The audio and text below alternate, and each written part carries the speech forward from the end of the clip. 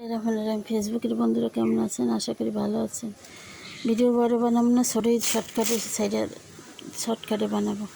এটা হলো ওষুধি গাছ, টাহা টাহা পাতা, মগদাসে কয় টাহা টাহা পাতা, বরিশালে এটা হলো এক এক দেশে এক এক রকমের নাম। এই পাতাটা কী কাজে ব্যবহার করতে হয় সেটা আপনাদেরকে আজকে আমি বলবো।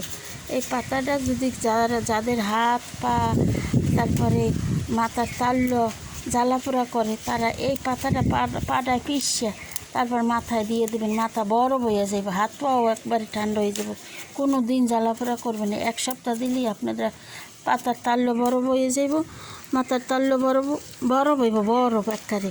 আবার হাত পাও ঠিক হয়ে যাব, আর জ্বালাপোড়া করবে না।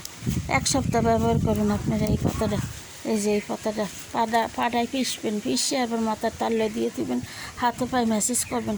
দেখবেন এক সপ্তাহ ব্যবহার করলে আপনাদের হাত পাও একবারে ঠান্ডা থাকবো, কোনো দিন আর হাত পাও জ্বালাপোড়া করবে না, আমি গ্যারান্টি। এবার মাথার তাল্য দিয়ে থুইবেন, দেখবেন মাথার তাল্য বরফ হয়ে যাব, জীবনও মাথা গরম হইব না, আর খারাপ লাগবে না। মাথা ঠিক, দুনিয়া ঠিক। এটা সবসময় বাইরটা মাথার তাল্য দিয়ে দেবেন, মাথা ঠান্ডা থাকবে, সব সময় দিবেন আপনারা। এই এই ওষুধি গাছ আল্লাহর দেওয়া জিনিস, আল্লাহর দেওয়া জিনিসের কী যে উপকার সেটা আপনাদেরকে বললে বোঝানো যাবে না। মাথা জ্বালাপোড়া যাদের, হাত পাও জ্বালাপোড়া যাদের, তারা মেসেজ করবেন, পাড়ায় বাইকটা আবার মেসেজ করবেন, দেখবেন হাত পা, নাহলে প্লেক করে দেবেন। প্লেক করে দিলে একবার হাত পা বরফ হয়ে যাবে, ঠান্ডা হয়ে যাবে, জীবনেও জ্বালাপোড়া করবে না, আমি গ্যারান্টি। তো আজ এই পর্যন্তই। আল্লাহ হাফেজ।